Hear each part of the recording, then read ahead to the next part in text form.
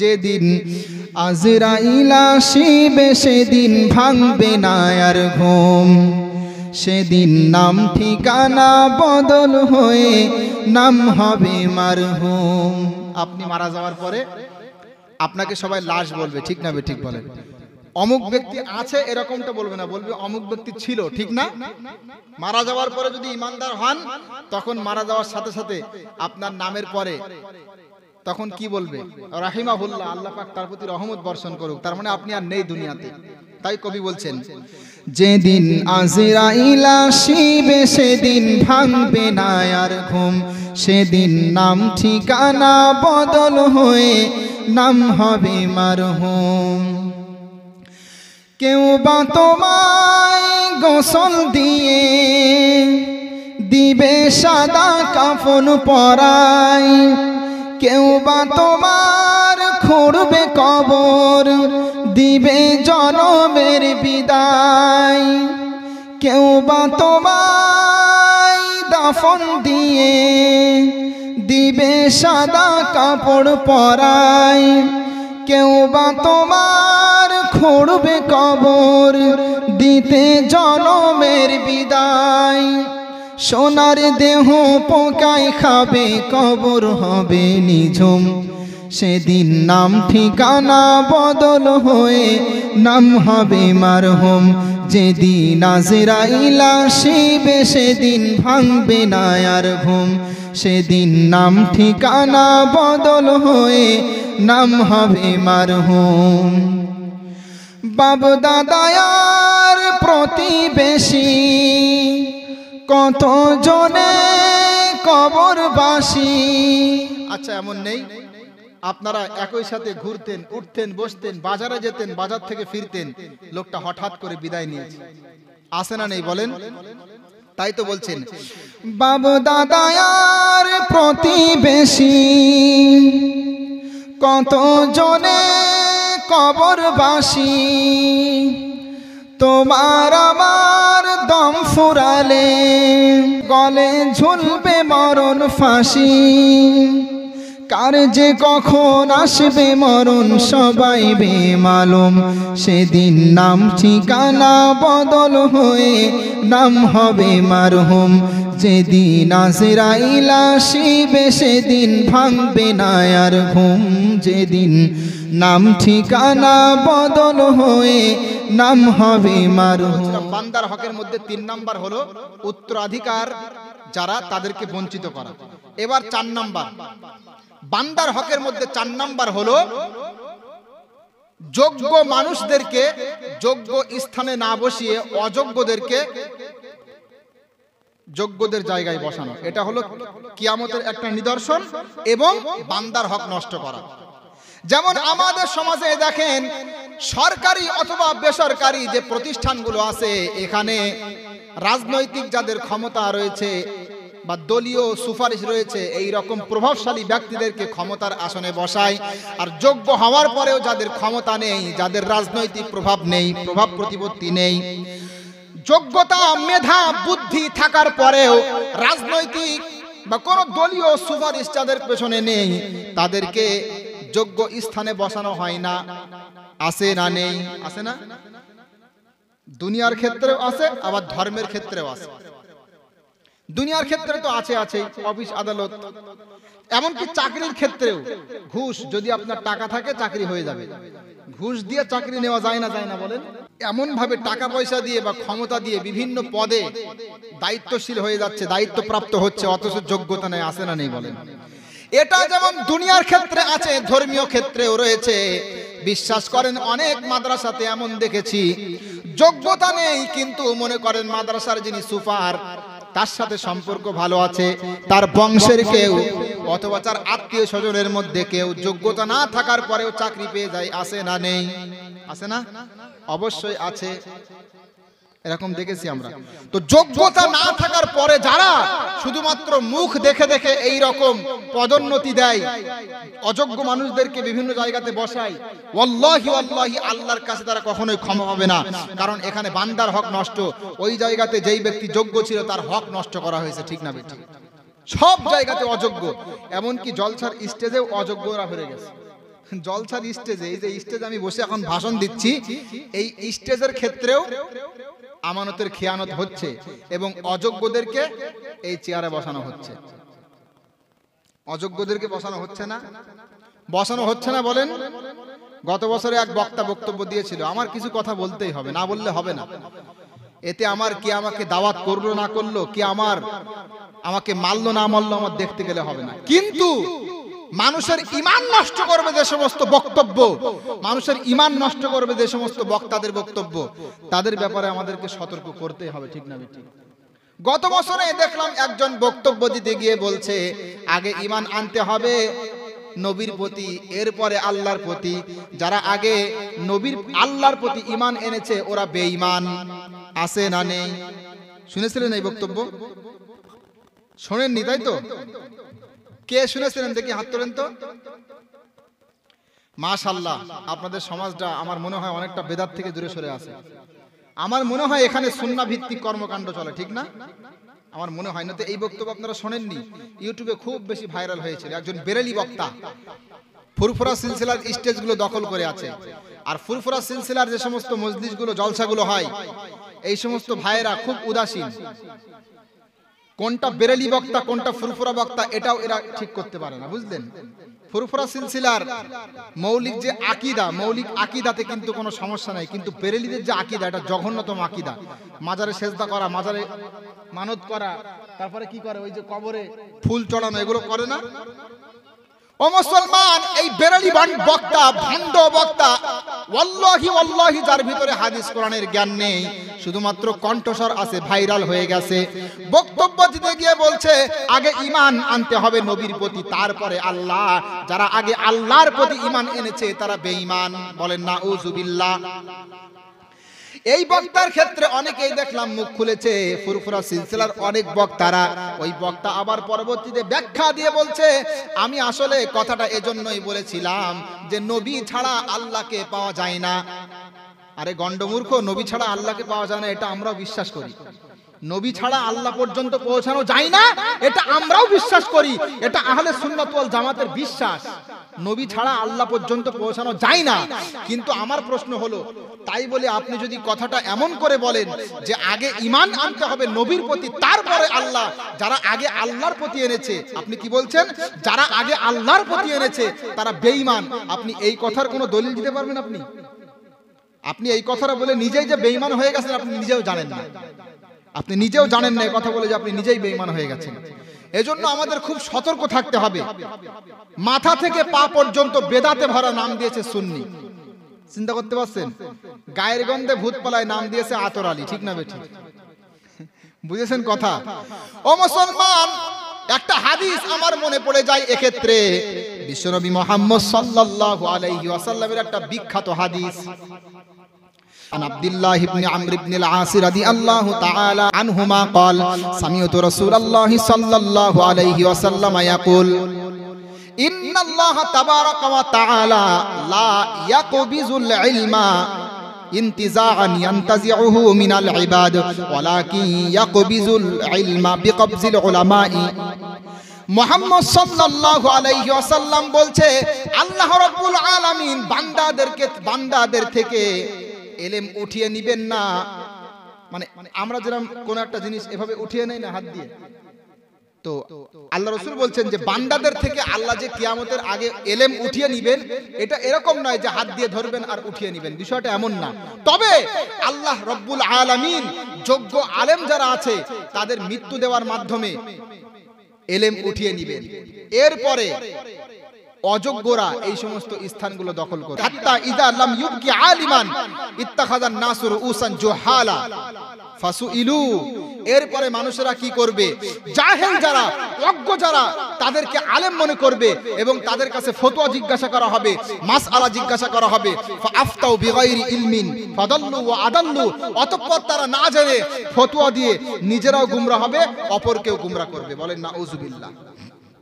ও মুসলমান, সাবধানে থাকতে হবে। আল্লাহর নবী মুহাম্মদ সাল্লাল্লাহু আলাইহি ওয়াসাল্লাম বলছেন এমন একটা সময় আসবে যেই সময়ে মানুষেরা জাহেলদেরকে, অজ্ঞদেরকে আলেম বানিয়ে নিবে।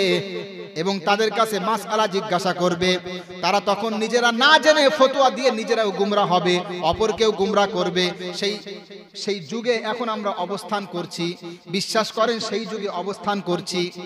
এই সময় আপনি দেখেন, ইউটিউবে সার্চ দিয়ে দেখেন, একটা মাসআলা নিয়ে যদি আপনি জিজ্ঞাসা করেন তো 10টা আলেমের বক্তব্য যদি আপনার সামনে আসে 14 রকম মত, ঠিক না বেঠিক বলেন?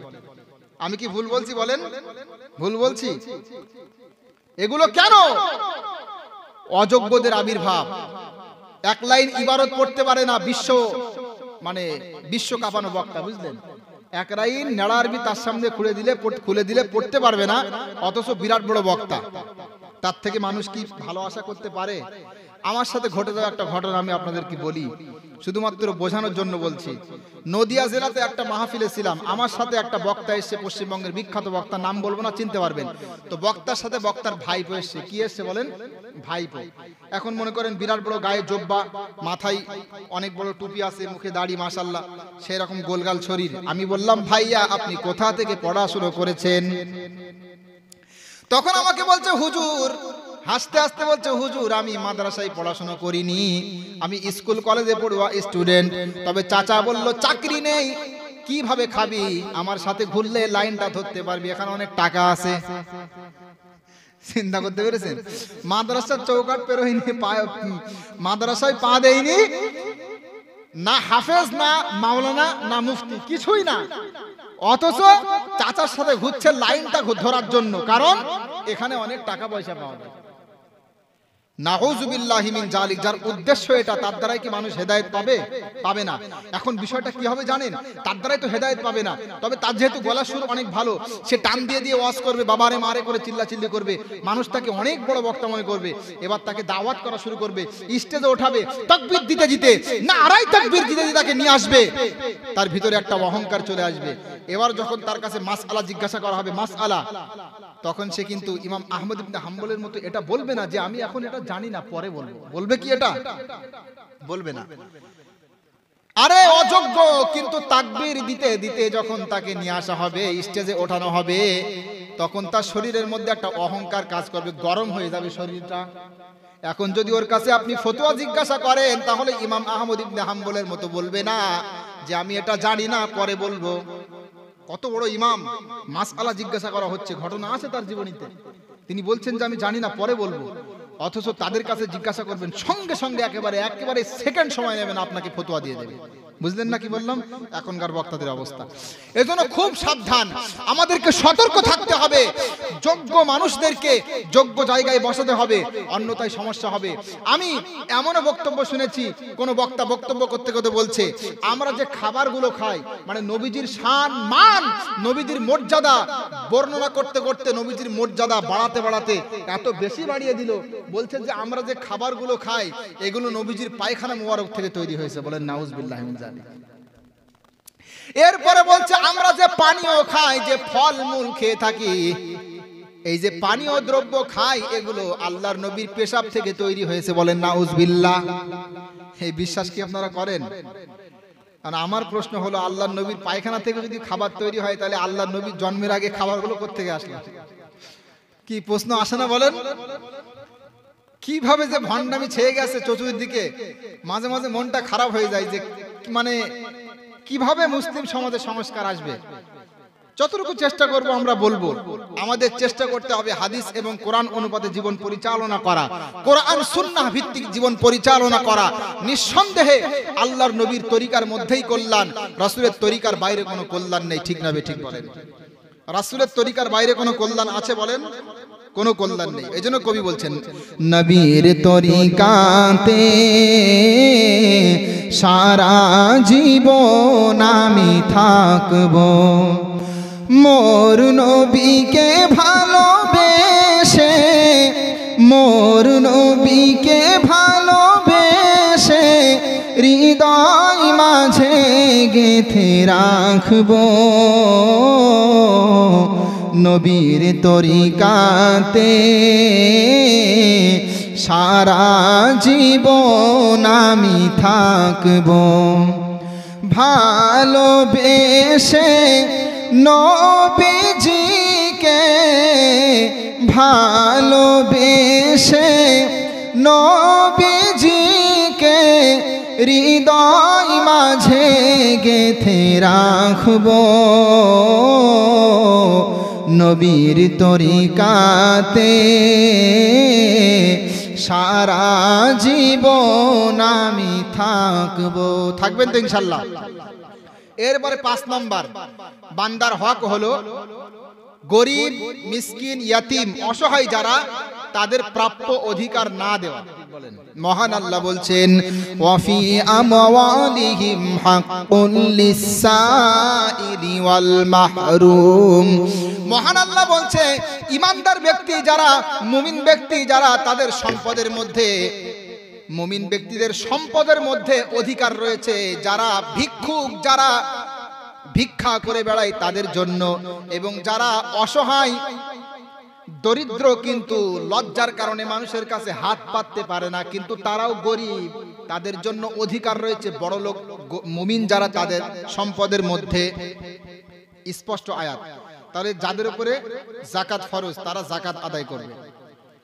যাকাত ফরজ হওয়ার পরেও আমাদের সমাজে বহু মানুষ আছে যাকাতের ক্ষেত্রে উদাসীনতা প্রদান করে। ঠিক না? ঠিক বলেন, রাখেন ওখানে। তো যাকাত দেয় না এমন মুমিন আছে না নেই? বলেন, আছে না? লক্ষ কোটি টাকার মালিক কিন্তু হিসাব করে যাকাত দেয় না। ভাইরে, বড্ড ভালোবেসে বলছি, শোনেন ভালো করে। 5 ওয়াক্তের নামাজ আদায় করেন কিন্তু আপনি টাকার হিসাব করেন না। 5 ওয়াক্তের নামাজ আদায় করেন কিন্তু আপনি টাকার হিসাব করেন না। টাকার হিসাব করে আপনি যাকাত দেন না, ওয়াল্লাহি আপনি আল্লাহর কাছে ধরা খেয়ে যাবেন। এমনকি যাকাত এবং নামাজ এত বেশি কোরআনের ভিতরে পাশাপাশি এসছে, অনেকে তাফসীর করতে গিয়ে বলেছেন যে কেউ যদি যাকাত না দেয় শক্তি সামর্থ্য থাকার পরেও, তাহলে ওই ব্যক্তির নামাজ আল্লাহর দরবারে কবুল হবে না। বলেন নাউজুবিল্লাহ। এজন্য যাকাত দিতে হবে, অর্থ করে হিসাব করে দিতে হবে। আবার অনেকে এমন আছে হিসাব করে না, ওই মনে করেন আন্দাজে 2-5 হাজার টাকার কিছু শাড়ি, কিছু গামছা, কিছু যাকাতের লুঙ্গি পাওয়া যায় না? এগুলো যাকাতের শাড়ি, যাকাতের লুঙ্গি এগুলো আবার পাওয়া যায়। কম দামের লুঙ্গি, কম দামের শাড়ি, এগুলো কিনে এনে কিছু গরিব মানুষদেরকে দিয়ে দেয়, মনে করে যাকাত হয়ে গেছে। না, ফরজ যাকাত আপনাকে হিসাব করে দিতে হবে, না দিলে আল্লাহর কাছে কখনোই আপনি ছাড় পাবেন না। যাকাত আপনাকে দেওয়া লাগবে। মহান আল্লাহ বলছেন ওয়াল্লাযীনা ইয়াকুনিজুনা আয-যাহাবা ওয়াল ফিদ্দাতা ওয়ালা ইউনফিকুনাহা ফি সাবিলিল্লাহ ফাবাশশিরহুম বিআযাবিন আলীম। সূরা তাওবা 10 নম্বর পারা 11 নম্বর পৃষ্ঠা 5 নম্বর রুকুর 34 নম্বর আয়াত। মহান আল্লাহ বলছেন যারা সোনা রূপা একত্রিত করে রাখে, অর্থ করি যারা একত্রিত করে, আল্লাহর রাস্তায় যাকাত দেয় না, ব্যয় করে না, হে নবী আপনি তাদেরকে আযাবের সুসংবাদ দিয়ে দিন।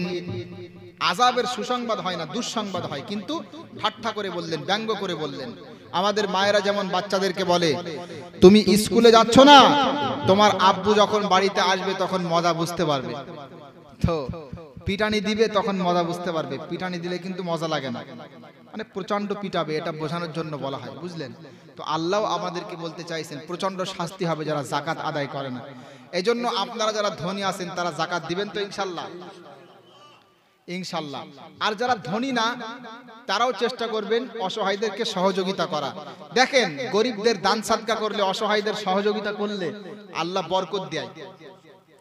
আর যদি আপনি কৃপণতা করেন না, যদি আপনি কৃপণতা করেন তাহলে আল্লাহ পাক বরকত কমিয়ে দেয়। এমনকি দুনিয়াতে আল্লাহ পাক গজবও নাজিল করতে পারে। যারা কৃপণ, অতিরিক্ত হাত চাপা, পাশের বাড়ির লোক না খেয়ে মরে দেখে না, তাদের উপরে আল্লাহ গজব নাজিল করতে পারে, রোগ বালা মুসিবত বা ইত্যাদি ইত্যাদি বিভিন্ন ভাবে, এমন ভাবে আল্লাহ পাক আপনাকে ধ্বংস করবে আপনি বুঝতেও পারবেন না।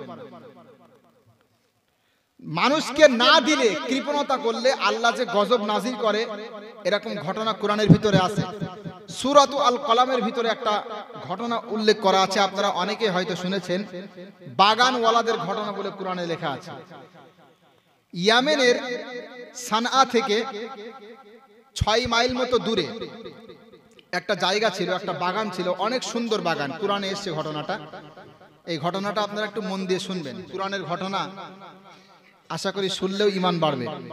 তো ইয়ামেনে এই বাগানটা ছিল, ফলবান বাগান, খুব বেশি বেশি ফল হতো। তো বাগানের মালিক যখন ফল আরোহণ করত, তখন মনে করেন নির্দিষ্ট একটা অংশ গরিব এতিম মিসকিন তাদের জন্য দিত। যখন তিনি ফল পাড়ার জন্য যেতেন, তখন গরিব এতিম মিসকিনরা সেই বাগানে উপস্থিত হতো। আর তিনি ফল পাড়ার পরে গরিব এতিম মিসকিন যারা বাগানে উপস্থিত হতো, তাদেরকে একটা অংশ দিতেন, বাকিটা নিজের বাড়ির জন্য নিয়ে যেতেন। এইভাবে দান করতেন। এই দানটা আল্লাহর কাছে এত বেশি পছন্দনীয় হয়েছিল, আল্লাহ পাক নিয়মিত তার বাগানে ফল দিতেন। কিন্তু ওই লোকটা যখন ইন্তেকাল করলো, তখন দায়িত্ব আসলো সন্তানদের কাছে। সন্তানদের কাছে দায়িত্ব আসলো। কোন কোন তাফসিরে বলা হয়েছে 3 জন সন্তান, তো তাদের হাতে দায়িত্ব আসলো।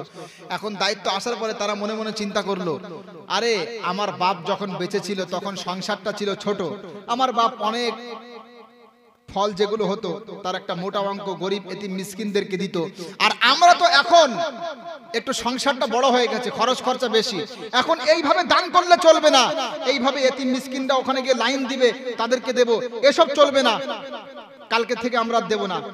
আজকে সবাই মিলে নিয়ত করলো যে একেবারে সকালবেলা যখন ঘোর ঘোর ভাব থাকবে, একেবারে সকালবেলা আমরা বাগানে পৌঁছে যাব, সেখান থেকে গিয়ে আমরা ফল নিয়ে বাড়ি চলে আসব, কেউ দেখতেও পারবে না, এতিম মিসকিনরা জানতেও পারবে না, তাদের আর দেওয়াও লাগবে না।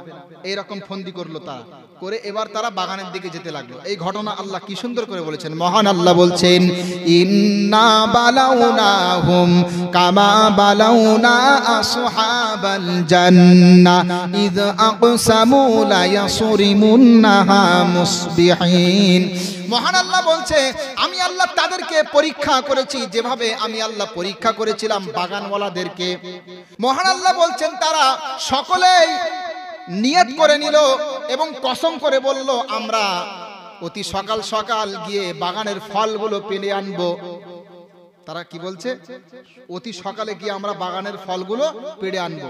ওয়ালা ইয়াস্তাসনুন, তবে এখানে একটা সমস্যা, ভালো করে শোনেন। তবে তারা ইনশা আল্লাহ বলল না। কি বলল না বলেন?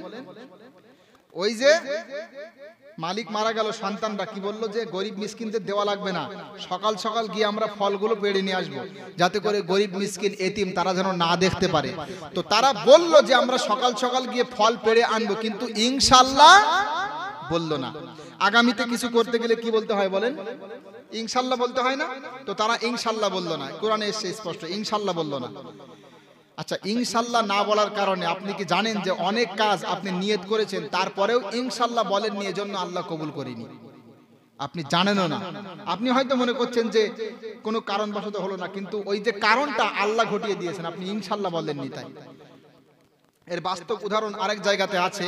নবীজি মুহাম্মদ সাল্লাল্লাহু আলাইহি ওয়াসাল্লামের কাছে প্রশ্ন করা হয়েছে, 3টি প্রশ্ন করা হয়েছে। রূহ সম্পর্কে প্রশ্ন করা হয়েছে, আর বাদশা জিলকারনাইন সম্পর্কে প্রশ্ন করা হয়েছে, আর একটা হলো আসহাবুল কাহাফ আছে না, গুহাবাসীদের ঘটনা শুনেননি আপনারা? সূরাতুল কাহাফের যে ঘটনা আছে, এই আসহাবুল কাহাফ সম্পর্কে জিজ্ঞাসা করা হয়েছে। তো রাসূল সাল্লাল্লাহু আলাইহি ওয়াসাল্লাম বললেন যে আমি তো ওহী ছাড়া কথা বলি না, আমি কালকে তোমাদের উত্তর দেব। আল্লাহর নবী নিজেও ইনশাআল্লাহ বললেন না। নবীজি মুহাম্মদ সাল্লাল্লাহু আলাইহি ওয়াসাল্লামের কাছে প্রশ্ন করা হলো, কিন্তু তিনি বললেন আগামীকাল বলবো, কিন্তু ইনশাআল্লাহ বললেন না। এখানে আমাদের জন্য অনেক বড় শিক্ষা আছে। ইনশাআল্লাহ না বলার কারণে প্রায় 15 দিন পর্যন্ত ওহী আসেনি। আল্লাহর নবী তো পেরেশান হয়ে গেছে, 15 দিন পর্যন্ত ওহী আসেনি। কাফেররা ব্যঙ্গ বিদ্রুপ করতে লাগলো। নবীজি মুহাম্মদ যে মিথ্যুক এটা প্রমাণিত হয়ে গেছে। তার কাছে প্রশ্ন করা হয়েছে কিন্তু উত্তর পায়নি, আনন্দ করছে। 15 দিন পর্যন্ত ওহী বিলম্বিত হয়ে গেছে। দীর্ঘ 15 দিন পরে আল্লাহ পাক নবীজি মুহাম্মদ সাল্লাল্লাহু আলাইহি ওয়াসাল্লামের কাছে কৃত এই প্রশ্ন 3টির উত্তর দিয়েছে। সঙ্গে সঙ্গে একটা আয়াত আল্লাহ নাজিল করেছে। এই আয়াতটা আমাদের সবার দরকার, আমাদের জীবনে অ্যাপ্লাই করা। মহান আল্লাহ বলছেন, ওয়ালা তাকুলান্না লিশাইইন ইন্নী ফাইলু যালিকা গাদা ইল্লা আইয়াশা আল্লাহ। মহান আল্লাহ বলছে, ভবিষ্যতে কোনো কাজ যদি তোমরা করতে চাও, ভবিষ্যতে কোনো কিছু করবে বলে যদি তোমরা ওয়াদা করো, তাহলে ইনশাআল্লাহ বলা ছাড়া তোমরা ওয়াদা করো না, ইনশাআল্লাহ বলা ছাড়া তোমরা নিয়ত করো না। কি বলেছেন বলেন? যখন আপনি ভবিষ্যতে কিছু একটা করবেন, আল্লাহ বলছেন ইনশাআল্লাহ, অর্থাৎ যদি আল্লাহ চায় তবে এই কাজটা হবে। এই বাক্য বলা ছাড়া তোমরা ভবিষ্যতে কোনো কাজের কল্পনা করো না। কারণ আপনি যে কাজটা করার কল্পনা করছেন, নিয়ত করছেন, সেই কাজটা করার মতো তৌফিক আসে কার পক্ষ থেকে বলেন? আল্লাহর পক্ষ থেকে। তাহলে আপনারা ইনশাআল্লাহ বলবেন তো? এমনকি এই আয়াতে পরেই বলা হচ্ছে, যখন যদি ভুলে যাও, অযকুর রব্বাকা ইযা নাসিতা, যদি ভুলে যাও ইনশাআল্লাহ বলতে, তাহলে যখন মনে পড়বে তখন ইনশাআল্লাহ বলবে। আপনি ভবিষ্যতে কোনো একটা কাজ করবেন বলেন, আপনি ইচ্ছা প্রকাশ করেছেন কিন্তু ইনশাআল্লাহ বলেননি, তো এক্ষেত্রে আপনার যখন মনে পড়বে তখন সঙ্গে সঙ্গে আপনি ইনশাআল্লাহ বলে নেবেন। আচ্ছা, আমার সাথে সকলে বলেন তো, আপনারা ভবিষ্যতে যা কিছু করবেন বা নিয়ত করবেন ইনশাআল্লাহ বলবেন তো? তো ওই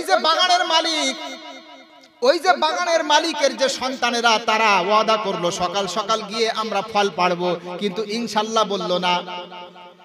তো ইনশাআল্লাহ বললো না, যাই হোক, এখানে তারা কৃপণতা দেখালো, এতিম মিসকিনদেরকে দিবে না, এই জন্য তারা একটা খারাপ কাজের একটা ফালতু একটা নিয়ত করলো, এতিম মিসকিনদেরকে দিবে না। আল্লাহ এটা পছন্দ করলেন না। রাতের বেলায় আল্লাহর পক্ষ থেকে গজব এসে সেই বাগানটা জ্বালিয়ে দিল, পুড়িয়ে দিল, ধ্বংস করে দিল। মহান আল্লাহ বলছেন, ফাতাফা আলাইহা তাইফুম মির রাব্বিকা ওয়া হুম নাইমুন ফাআসবাহাত কাসসারিম। মহান আল্লাহ বলছে, তারা যে নিয়ত করেছিল সকাল সকাল গিয়ে আমরা ফল পেড়ে নেব, এতিম মিসকিনদেরকে দেব না, তাদের উপস্থিত হওয়ার আগেই আমরা পেড়ে নেব। মহান আল্লাহ বলছেন, এই যে নিয়ত করে যখন তারা ঘুমিয়ে গেল, রাতের বেলায় তারা ঘুমিয়ে আছে, আর আমার পক্ষ থেকে একটা আযাব এসে, একটা গজব এসে ওই বাগানটা ধ্বংস করে দিল। কি করলো বলেন? কুরআনের ঘটনা শুনেছিলেন? ঘটনাটা কেউ কোনোদিন শুনেছেন? হ্যাঁ, অনেকে শুনেছি, কিন্তু বেশিরভাগ শুনিনি। আমি যদি এখন এখানে বলি 7 তালা জাহাজের কাহিনী শুনেছেন না? সবাই শুনেছেন। মানে আজগুবি যত কাহিনী আছে, বুঝলেন, এগুলোই বক্তারা বলতে পারে, কিন্তু কুরআনের কাহিনী, কসসুল কোরআন, কুরআনের ঘটনা আমাদের বক্তারা বলতে জানে না। অথচ কুরআনের ভিতরে এত সুন্দর সুন্দর ঘটনা আছে যেগুলো পড়লে আপনার ঈমান মজবুত হবে। এই ঘটনাগুলো কোনো স্টেজে শোনানো হয় না। অথচ বিভিন্ন আজগুবি যত সব কাহিনী, বাদামের খোলা, 7 তালা জাহাজ ইত্যাদি ইত্যাদি কত কাহিনী আমাদের সমাজে ছড়িয়ে আছে। ঠিক না ঠিক বলেন? কোন আল্লাহর ওলি কোন জঙ্গলের মধ্যে গিয়ে ইবাদত করছিল, বদনা ছুঁড়ে মেরেছিল, কারণ মুখ ভেঙে গিয়েছিল, ইত্যাদি ইত্যাদি, পানির নিচে ডুব খেয়ে মরেছিল, ইত্যাদি ইত্যাদি কত আজগবি কাহিনী আমাদের সমাজে ছড়িয়ে আছে। বক্তারা পড়াশোনা একটু করে না। তো যাই হোক, ঘটনা, কুরআনের ঘটনা বলার মধ্যে বরকত আছে। রাতের বেলায় আল্লাহর পক্ষ থেকে আযাব এসে ওটা ধ্বংস করে দিল। এবার তারা কি করলো?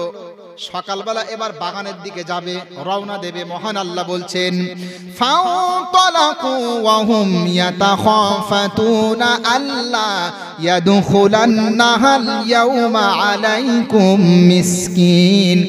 এবার যখন সকাল হয়ে গেল, ভাইরা সবাই ঘুম থেকে উঠলো। ওঠার পরে এবার সকাল সকাল বাগানের দিকে যাচ্ছে ফল পাড়ার জন্য।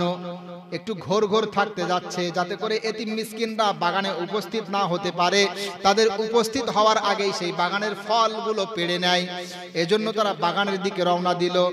যখন তারা রওনা দিচ্ছে, রাস্তাতে চলছে, তখন তারা একে অপরে বলা কওয়া করছে, আল্লাহ ইয়াদখুলান্নাহাল ইয়াউমা আলাইকুম মিসকিন, সাবধানে চলো, আওয়াজ করো না, কোন এতিম মিসকিন যেন বুঝতে না পারে, কোন এতিম মিসকিন যেন বুঝতে না পারে, চুপি সারে চলো, কেউ যেন জানতে না পারে। আজকে তাড়াতাড়ি ফল পেড়ে আমরা নিয়ে চলে আসবো। এবার তারা যখন বাগানের কাছে পৌঁছালো, আয়াত একে, আল্লাহ ইয়াদখুলান্নাহাল ইয়াউমা আলাইকুম মিসকিন ওয়া গাদাউ আলা হারদিন কাদিরিন। মহান আল্লাহ বলছেন, ওয়া গাদাউ আলা হারদিন কাদিরিন। মহান আল্লাহ বলছেন, তারা ফল পেড়ে বাড়ি আনবে, এই রকম সব সংকল্প নিয়ে বাহির হলো। ফালাম্মা রাআউহা ক্বালু ইন্না লাদাল্লুন বাল নাহনু মাহরুমুন। আল্লাহ বলছেন, এবার তারা যখন বাগানের কাছে পৌঁছালো, বাগানের কাছে পৌঁছে দেখলো বাগানটা ধ্বংস হয়ে গেছে, বাগানটা বিনষ্ট হয়ে গেছে। তখন তারা কি বললো জানেন, যে আমরা পথ হারিয়ে ফেলেছি, এ বাগান তো আমাদের না। মানে যখন বাগানে পৌঁছালো, তারা যখন দেখলো যে বাগানটা ধ্বংস হয়ে গেছে, তখন চিনতে পারলো না, তারা বিশ্বাস করতে পারলো না যে আমাদের বাগান তো অনেক সুন্দর, ফল মূলে একেবারে এঁটে ছিল, এত সুন্দর বাগান, এটা তো আমাদের বাগান না, নিঃসন্দেহে আমরা রাস্তা ভুল করেছি। এবার যখন আশেপাশে তাকিয়ে দেখলো, না ঠিকই তো, এই তো অমুকের জমি, এই তো তমুকের জমি, এই তো আমাদের ঠিকই রাস্তা, আমরা এসছি। তখন তারা ভুল বুঝতে পারলো, আমাদের বাপ যে দান করত আল্লাহ বরকত দিত, আর আমরা যে কৃপণ হয়েছি যার কারণে আল্লাহ গজব দিয়েছে। বাল নাহনু মাহরুমুন, আমরা দুর্ভাগা, আমরা বড় ভুল করে ফেলেছি। এবার তাদের মধ্যে একটা ভাই আছে, কি জানেন, ওই ফল পাড়তে যাওয়ার আগে সে একবার বলেছিল যে এরকমটা করিস না, আল্লাহ রাস্তায় দান কর, আল্লাহ বরকত দিবে, কিন্তু অন্যান্য ভাইরা মানেনি। তো তখন সেই ভাই, যে ভাইটা তাদেরকে প্রথমে নিষেধ করেছিল, সে হঠাৎ করে বলে উঠলো, ক্বালা আওসাতুহুম আলাম আকুল লাকুম লাউলা তুসাব্বিহুন। এবার সেই ভাইটা, তাদের মধ্যে সর্বোত্তম যে ভাইটা, সর্বোৎকৃষ্ট যে ভাইটা, সেই ভাইটা বলে উঠলো, আমি কি তোমাদেরকে বলিনি, কেন তোমরা আল্লাহর প্রশংসা আদায় করলে না, কেন তোমরা আল্লাহর পবিত্রতা বর্ণনা করলে না, আমি কি তোমাদের বলিনি?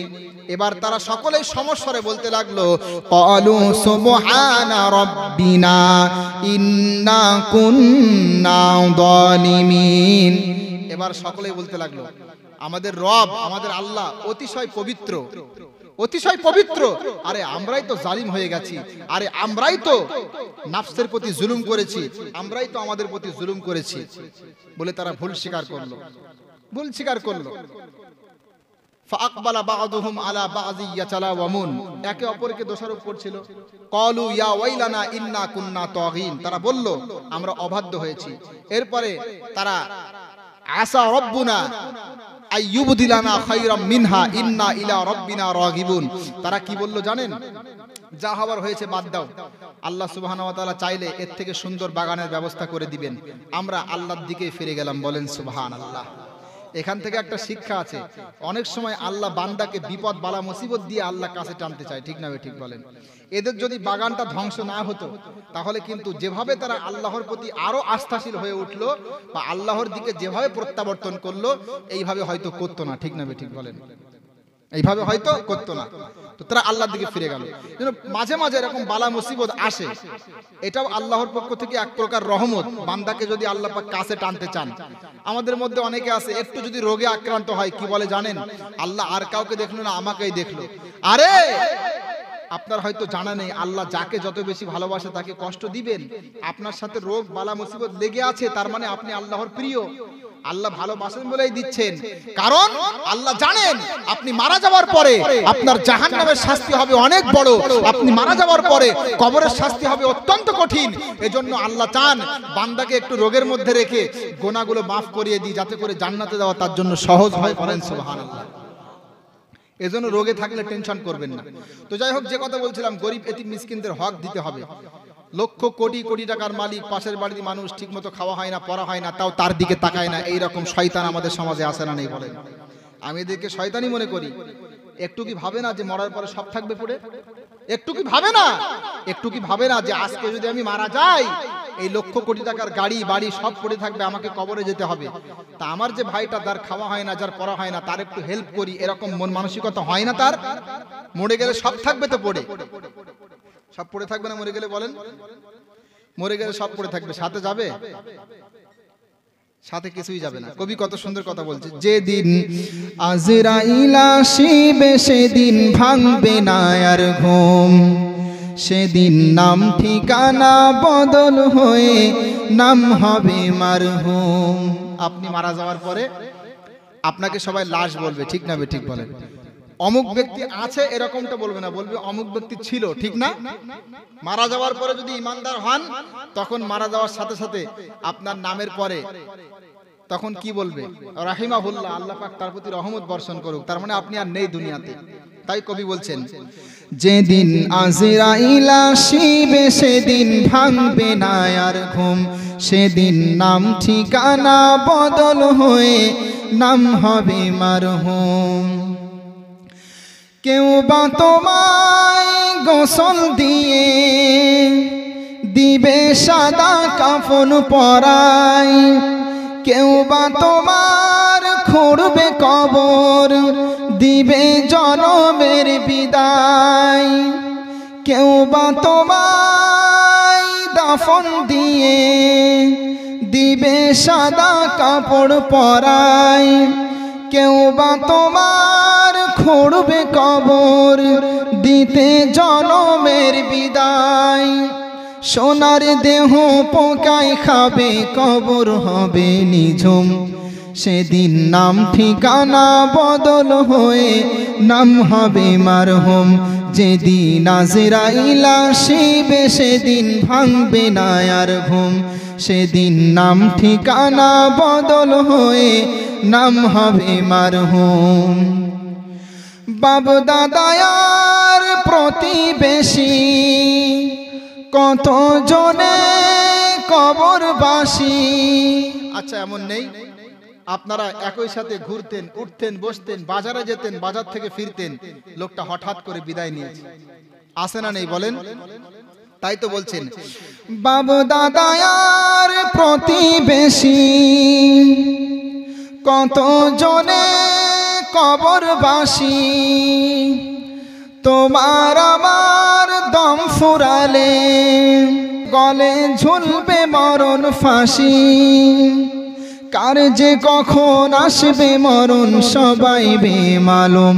সেদিন নাম ঠিকানা বদল হয়ে নাম হবে মারহুম। যেদিন আজরাইল আসিবে সেদিন ভাঙবে না আর ঘুম। যেদিন নাম ঠিকানা বদল হয়ে নাম হবে মারহুম। ঠিক না ঠিক বলেন? তাহলে গরিব অসহায় যারা, তাদের প্রাপ্য হক তাদেরকে ফিরিয়ে দিতে হবে। আর যদি না দেন তাহলে আল্লাহর কাছে ধরা খেতে হবে, কারণ এটা বান্দার হক, আর বান্দার হক আল্লাহ ক্ষমা করেন না। এখন আমাদের সমাজে আছে কি জানেন? আমাদের সমাজের মানুষ আমরা একটু মানে এতটাই বেশি হাত চাপা, হাদিসে যেভাবে বলা হচ্ছে সেভাবে করবে না, এমন ভাবে করবে যেটা হাদিসের বিরুদ্ধে যায়। যেমন মনে করেন, নিয়ম কি জানেন? আপনি যদি রোগে আক্রান্ত হন, আল্লাহর রাস্তায় 10 টাকা দান করবেন, 20 টাকা দান করবেন, করে বলবেন আল্লাহ আমি তো রোগে আক্রান্ত, আপনার রাস্তায় 10 টাকা দান করলাম, এই দানের ওসিলাতে আপনি আমাকে সুস্থ করে দিন। এটা সঠিক, ঠিক না? কিন্তু আমাদের সমাজের মানুষ কি করবে জানেন? আল্লাহ যদি তুমি আমার রোগ ভালো করে দাও তবে তোমার রাস্তায় দেব, আছে না? আচ্ছা, আপনারাই বলবেন, আমি বলবো না। আমি বললে হয়তো খারাপ হয়ে যাবে, অনেকে উল্টাপাল্টা ভাববেন। আল্লাহ আমি অসুস্থ, তোমার রাস্তায় 10 টাকা দান করলাম, এই দানের ওসিলাতে আপনি আমাকে সুস্থ করে দেন, এটা সঠিক? নাকি আল্লাহ যদি তুমি আমাকে সুস্থ করে দাও তবে তোমার রাস্তায় দান করব? কোনটা সঠিক বলেন? কোনটা সঠিক? আমাদের সমাজে কোনটা চলে? এ কথা বললেই বলবে হুজুর আমাদের দলের না, হুজুর অন্য দলের হয়ে গেছে, ঠিক না? এখন তো হক কথা বললেই বলে হুজুর আমাদের না, হুজুর মনে হয় ভুল বকছে, উল্টাপাল্টা বকছে। আরে না না, আমাদের সমাজে যোগ্যতা সম্পন্ন আলেম না থাকার কারণে, আমাদের সমাজে কোরআন সুন্নাহর জ্ঞান রাখে এমন যোগ্য আলেমের অভাবের কারণে এই ভুল প্রথাগুলো আমাদের সমাজে ছড়িয়ে গেছে। ও মুসলমান, আল্লাহ কিন্তু ফকির না, আল্লাহ কিন্তু গরিব না যে আল্লাহ আপনার অর্থের মুখাপেক্ষী। এজন্য আপনি বলবেন আল্লাহ যদি আপনি আমাকে সুস্থ করে দেন তবে আপনার রাস্তায় দেব, এটা বলার কোনো প্রয়োজন নেই। আল্লাহ তো ফকির না। আল্লাহ কি ফকির? নাউজুবিল্লাহি মিন যালিক। আপনি অসুস্থ হয়েছেন, আল্লাহ রাস্তায় আগে দান করবেন, করে বলবেন আল্লাহ এই দানের ওসিলাতে আপনি আমাকে ভালো করে দেন, এটা হাদিস দ্বারা প্রমাণিত। আর যদি আপনি বলেন যে আল্লাহ যদি আপনি আমাকে সুস্থ করেন তবে আপনার রাস্তায় দেব, তাহলে স্পষ্ট শুনে রাখেন আপনি আল্লাহর সাথে বিয়াদবি করলেন, আপনি হাদিসের সাথে বিয়াদবি করলেন। যদি বলেন দলিল কোথায়? বুখারী শরীফ কিতাবুল আইমানি ওয়ান নুজুর, কিতাবুল আইমানি ওয়ান নজরের মধ্যে স্পষ্ট হাদিস উল্লেখ। নাহান নবী সাল্লাল্লাহু আলাইহি ওয়াসাল্লাম আনিন নজরি وقال ان النظر لا يرد ولكن يستخرج من بخيل او كما قال عليه السلام। নবীজি মুহাম্মদ সাল্লাল্লাহু আলাইহি ওয়াসাল্লাম তিনি বলছেন এই যে মান্যত যে যদি আল্লাহ তুমি আমাকে সুস্থ করে দাও তবে তোমার রাস্তায় দেব। নবী বলছেন এই মান্যত মানুষের ভাগ্য পরিবর্তন করতে পারে না। মান্যত ভাগ্য পরিবর্তন করবে না, ভাগ্যে আপনার যা ছিল ওটা হবে। এই মান্যত আপনার ভাগ্য পরিবর্তন করতে পারে না। রাসূল সাল্লাল্লাহু আলাইহি সাল্লাম বলছেন এটা শুধুমাত্র যারা কৃপণ, যারা চামার, যারা হাত চাপা আল্লাহর রাস্তায় দান করতে চায় না তাদের থেকে কিছু টাকা পয়সা বাহির করার একটা মাধ্যম। বুঝতে পেরেছেন তো? আচ্ছা, আমার কথা শুনে রাগ করলেন কি? রাগের দিকে হাত তোলেন দিবেন। রাগ হচ্ছে? রাগ হচ্ছে না? আল্লাহ বলছেন যারা একটু চামার প্রকৃতি তাদের থেকে টাকা পয়সা বাহির করার একটা মাধ্যম। বুখারী শরীফের হাদিস। আপনি কি করে বললেন? আপনার সাহস কি করে হয় যে আল্লাহ যদি আমাকে আপনি ভালো করে দেন তবে তোমার রাস্তায় দেবে? আপনি কি করে বললেন? এত বড় সাহস হয় কি করে আপনার? আর এই মান্যত আমাদের সমাজে চলছে। আমার এই মান্যতের খানাও আমাদের সমাজের মানুষ খায়, মসজিদে দেওয়া হয় না। এখন বলতে গেলেই বলবে হুজুর আমাদের দলের না। দেখেন আপনি দাওয়াত করবেন কি না করবেন আপনার বিষয়, কিন্তু সঠিক কথা আমাকে বলতে হবে, আর এটা বলা উচিত। আপনি গুনাহে জড়িয়ে যাবেন আর আমি চুপ থাকবো, তা তো হয় না। আপনারা আমার দিনী ভাই, এখানে এসছি কষ্ট করে, সঠিক কথাগুলো বলতে হবে আমাকে। তাহলে আপনারা বলেন, অসুস্থ হওয়ার পরে আপনারা প্রথমে কিছু টাকা মসজিদে দান করবেন, মাদ্রাসায় দান করবেন, করার পরে বলবেন আল্লাহ এই যে দান করলাম এটা বিশুদ্ধ নিয়তে দিয়েছি, আল্লাহ তুমি যদি সুস্থ করো না করো সেটা তোমার ব্যাপার, কিন্তু আমি মন থেকে দান করেছি, আল্লাহ এই দানের ওসিলাতে তুমি আমাকে সুস্থ করে দাও। তাহলে আল্লাহ খুশি হয়ে যাবে এবং আল্লাহ চাইলে আপনার ভাগ্য পরিবর্তন করবে। দোয়া মানুষের ভাগ্য পরিবর্তন করে। ইন্না দুআ ইয়ারুদ্দুল কযা, দোয়া মানুষের ভাগ্য পরিবর্তন করে। বলেন সুবহানাল্লাহ। দোয়া চাইতে হবে, আল্লাহর কাছে প্রার্থনা করতে হবে। আমরা তো চাইতে জানি না। ও মুসলমান, আমরা আজকে রোগের কারণে কত শত ডাক্তার দেখাই, কত শত ডাক্তার পরিবর্তন করি, ঠিক না বলেন? কিন্তু রোগ যিনি দেওয়ার মালিক, যিনি সুস্থতা দেওয়ার মালিক, সেই আল্লাহর কাছে কিন্তু আমরা চাই না, ঠিক না ঠিক বলেন? ও মুসলমান, এটা আমার জন্য অত্যন্ত কষ্টের বিষয় বলে মনে হয়। আমরা আজকে লক্ষ লক্ষ টাকা ডাক্তারের পিছনে খরচ করছি, লক্ষ লক্ষ টাকা ডাক্তারের পিছনে ব্যয় করছি, শত শত ডাক্তার পরিবর্তন করছি, কিন্তু যে আল্লাহ যদি আমাকে সুস্থ করে তাহলে কোনো ডাক্তার লাগবে না, আর আল্লাহ যদি আমাকে অসুস্থ রাখে পৃথিবীর কোনো ডাক্তার ভালো করতে পারবে না। সেই আল্লাহর দরবারে একদিন তাহাজ্জুদের নামাজ পড়ে কান্নাকাটি করবে, এই সৌভাগ্য হয় না। আমার কথা বুঝবেন। আপনি বিবেকের কাছে একবার প্রশ্ন দেন তো, আপনি যে কোনো না কোনো রোগে আক্রান্ত আছেন, আচ্ছা এখানে বলেন 100% সুস্থ, কোন রকম রোগ নেই, একেবারে 100 সুস্থ, কোন রকম রোগ বালা মুসিবত কিছুই নেই, হাত তোলেন দেখি কয়জন আছেন? আছেন কেউ? কম বেশি সবাই কিন্তু রোগে আক্রান্ত। এখন রোগে আক্রান্ত হলে ডাক্তারের কাছে যাব, ঔষধ খাবো, এটাই স্বাভাবিক, নিষেধ না। কিন্তু আমার বড় কষ্ট লাগে, যে আল্লাহ রোগ থেকে আপনাকে মুক্তি দেবে সেই আল্লাহকে কি বলেছেন একবার? আমাদের জন্য শিক্ষা রয়েছে নবী আইয়ুব আলাইহিস সালামের জীবনীতে। মহান আল্লাহ বলছেন, ইযনাদা রাব্বাহু আন্নী মাসানিয়াদ-দুরু ওয়া আনতা আরহামুর রাহিমিন। মহান আল্লাহ বলছে, স্মরণ করো আইয়ুব আলাইহিস সালামের কথা, যখন সে রোগে আক্রান্ত হয়েছিল, দুঃখ কষ্টে পতিত হয়েছিল, হওয়ার পরে আল্লাহর কাছে প্রার্থনা করেছিল, মাওলা তুমি তো সর্বশ্রেষ্ঠ দয়ালু, আমি অত্যন্ত রোগে আক্রান্ত হয়েছি, আমি দুঃখ কষ্টে পতিত হয়েছি, আপনি আমাকে সুস্থতা দান করুন। একটু চিন্তা করেন তো, এখান থেকে অনেক বড় শিক্ষা রয়েছে। আমি তো বলি, কেউ যদি কোরআনের তাফসীর শোনে, আল্লাহি আল্লাহি, তার অন্তরে কোনো টেনশন থাকবে না। এখানে অনেক বড় শিক্ষা। এখানে প্রথম নাম্বার শিক্ষা, আল্লাহর নবী আইয়ুব আলাইহিস সালাম, তিনি একজন নবী, তারপরেও তিনি কঠিন থেকে কঠিন রোগে আক্রান্ত হয়েছিল। সুতরাং আমি আপনি সলিমউদ্দিন কলিমউদ্দিন রোগে আক্রান্ত হতেই পারে, ঠিক না ঠিক বলেন? আল্লাহ নবীকেও ছাড় দেয়নি, ঠিক না ঠিক বলেন? রোগে আক্রান্ত করেছে, তাহলে আমি আপনি রোগে আক্রান্ত হব। এখন বিষয় হলো যে রোগে আক্রান্ত হব, ঠিক আছে, তো এখন পরিত্রাণের উপায় কি? রোগ মুক্তি বা রোগ থেকে দূরে থাকার উপায় কি? সেই উপায়ও এই ঘটনাতে আছে। আইয়ুব নবী দুনিয়াবি চিকিৎসা হয়তো ধারণ করেছিলেন, করতে পারেন, সাথে সাথে তিনি আল্লাহর কাছে প্রার্থনা করেছিলেন, ঠিক না ঠিক বলেন? এখান থেকে আমাদের জন্য শিক্ষা, রোগ ভোগের শিকার হওয়া খারাপ জিনিস নয়, কিন্তু রোগ ভোগের শিকার হলে কার কাছে প্রার্থনা করতে হবে বলেন? আল্লাহর কাছে প্রার্থনা করতে হবে। দুনিয়ার সমস্ত ডাক্তার যদি ভালো না করতে পারে, আল্লাহ সেটা পারেন করতে। আর আল্লাহ যদি না করেন, পৃথিবীর কোনো ডাক্তার ভালো করতে পারবে না।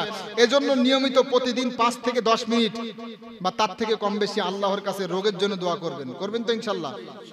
10-5 মিনিট না হলে অল্প সময়ের জন্য হলেও করবেন তো ইনশাআল্লাহ? করবেন, আল্লাহ কবুল করেন। মহান আল্লাহ বলছেন, ফাস্তাজাবনা লাহু ফাকাশাফনা মা বিহি মিন দুররিন ওয়া আতাইনাহু আহলাহু ওয়া মিসলাহুম মাআহুম রাহমাতাম মিন ইনদিনা ওয়া যিকরা লিল আবিদিন। মহান আল্লাহ বলছে, আমি আল্লাহ আইয়ুব আলাইহিস সালামের ডাকে সাড়া দিলাম। তার যে ব্যাধি ছিল, বালা মুসিবত ছিল, এটা আমি আল্লাহ দূর করে দিলাম। আর তার যে সকল আত্মীয় স্বজন পরিবার তার থেকে পালিয়ে গিয়েছিল, আমি আল্লাহ তাদেরকে আবার ফেরত দিলাম, তার থেকে বেশি বেশি দিলাম। বলেন সুবহানাল্লাহ। আমার পক্ষ থেকে রহমত স্বরূপ। আর এতে রয়েছে যারা ইবাদত গুজার বান্দা, তাদের জন্য দৃষ্টান্ত রয়েছে, তাদের জন্য উপদেশ গ্রহণের উপকরণ রয়েছে এই ঘটনাতে। তো এখান থেকে আমাদের জন্য শিক্ষা, আল্লাহর কাছে প্রার্থনা করতে হবে। আমরা চাইতে জানি না। একটা হাদিস পড়লে আমার অন্তরাত্মা প্রকম্পিত হয়ে যায়। ও মুসলমান, হাদিসে স্পষ্ট হচ্ছে, বুখারী শরীফ কিতাবুদ দাওয়াত 2য় খণ্ডে হাদিসটা উল্লেখ। যখন রাতের শেষ অংশ চলে আসে, আল্লাহ পাক প্রথম আসমানে অবতরণ করেন, করার পরে বলেন, মাইয়াদউনি ফাআস্তাজিবা লাহু, কে আছে আমার কাছে ক্ষমা চাইবে, আমি আল্লাহ ক্ষমা করব। আর বান্দা আছে ঘুমিয়ে। চিন্তা করুন তো, চিন্তা করুন, আল্লাহ যার অদৃশ্য ইঙ্গিতে করোনার মতো ভাইরাস হয়, যার অদৃশ্য ইঙ্গিতে আমফানের মতো ঝড় হয়। আমফান ঝড় হয়েছিল এদিকে? হয়েছিল। কিরকম বিরাট ঝড় না? তো সেই আল্লাহ, শক্তিধর আল্লাহ প্রথম আসমানে এসে বলছেন, বান্দারে কে আছে আমার কাছে ক্ষমা চাইবে, আমি আল্লাহ ক্ষমা করব। বান্দা আছে ঘুমিয়ে। ও মুসলমান, একটু সেজদায় পড়ে যান, আল্লাহর কাছে প্রার্থনা করেন। বান্দা যখন সেজদায় থাকে, আল্লাহ সবচেয়ে নিকটবর্তী থাকে। সেজদায় পড়ে আল্লাহর কাছে দোয়া করেন, ইনশাআল্লাহ কবুল করবে। আমার বিশ্বাস আল্লাহ ফেরাবে না ইনশাআল্লাহ। আল্লাহ তো বলছেন যে আমি দোয়া কবুল করি, এটা উপযুক্ত সময়। শুধু দোয়া করলে হবে না, দোয়া কবুলের কিছু উপযুক্ত সময় আছে। ভালো করে শোনেন, দোয়া কবুল হওয়ার কিছু উপযুক্ত সময় আছে, এইগুলোতে দোয়া করতে হবে। যেমন সেজদায় গিয়ে দোয়া করা, নফল নামাজের সেজদায় গিয়ে বাংলা ভাষায় দোয়া করা যায়। ইখতিলাফ আছে উলামায়ে কেরামের, বাংলা ভাষায় করা যাবে কিনা। বিশুদ্ধ মত হলো নফল নামাজে বাংলা ভাষায় সেজদায় গিয়ে দোয়া করা যায়, করবেন। এরপরে মনে করেন তাহাজ্জুদের নামাজের সময় উঠে দোয়া করবেন। আজান এবং ইকামতের মাঝখানে দোয়া কবুল হয়, বুঝলেন? এই সমস্ত মক্ষম যে সময়গুলো, এগুলো অবলম্বন করে দোয়া করবেন। বিশেষ করে সেজদায় গিয়ে নত হয়ে যাবেন। সেজদায় নত হলে আমার আল্লাহ সবচেয়ে বেশি খুশি হয়। বলেন সুবহানাল্লাহ। সেজদা হয়তো মনে হচ্ছে আপনার মাটিতে পড়ছে, কিন্তু না, ওই সেজদাটা আমার আল্লাহর কুদরতি পায়ের উপরে পড়ে। বলেন সুবহানাল্লাহ। এজন্য কবি বলছেন, সেজদায় নত হও, অশ্রু ছাড়ো, প্রভুর শরণে হৃদয় গাড়ো। সেজদায় নত হও, অশ্রু ছাড়ো, প্রভুর শরণে হৃদয় গাড়ো। প্রাণ খুলে সব ব্যথা বলো প্রভুকে, বলো প্রভুকে। রাতটি কেটে যাবে ঘুমিয়ে অলসে, ঘুমিয়ে ঘুমিয়ে রাতটা কেটে যাবে, কিন্তু আল্লাহর প্রিয় হওয়া খুবই সহজ। আল্লাহ আমাদের বোঝার তৌফিক দান করুক। বলেন আমিন। তো বান্দার হকের মধ্যে একটা বলছিলাম, কি করা বলেন? বান্দার হকের মধ্যে একটা হলো গরিব, অসহায়, এতিম, মিসকিন, তাদের হক নষ্ট করা। আরেকটা হলো বান্দার হকের মধ্যে আরেকটা হলো চুক্তি ভঙ্গ করা। কারো সাথে কথা দিয়ে কথা না রাখা। ভালো করে শোনেন, কথা দিয়ে কথা না রাখা, ওয়াদা ভঙ্গ করা। এরপরে কথা দিয়ে কথা না রাখা, বা মনে করেন কোন একটা কাজ আপনি নিয়ে রেখেছেন, ওই যে দোকানে আমরা বিভিন্ন সময় বিভিন্ন প্রজেক্ট দিয়ে থাকি, মনে করেন টাকা পয়সা আদায় করে নাই, এরপরে বারবার ঘোরাতে থাকে, কালকে এসো, পরের দিন এসো, ঘোরাই না, এরকম আছে না? তো এই যে সব কিছু বান্দার হক নষ্ট করা, কথা দিয়ে কথা না রাখা, বান্দার হক নষ্ট করা, আল্লাহ কখনোই ক্ষমা করবেন না বান্দা যদি ক্ষমা না করেন। এজন্যই মহান আল্লাহ বলছেন, ইয়া আইয়ুহাল্লাযীনা আমানু আউফু বিল উকুদ, ওহে যারা ঈমানদার, তোমরা ওয়াদা ভঙ্গ করো না, ওয়াদা পূরণ করো। ওয়াদা পূরণ করতে হবে কার কথা বলেন? আল্লাহর কথা।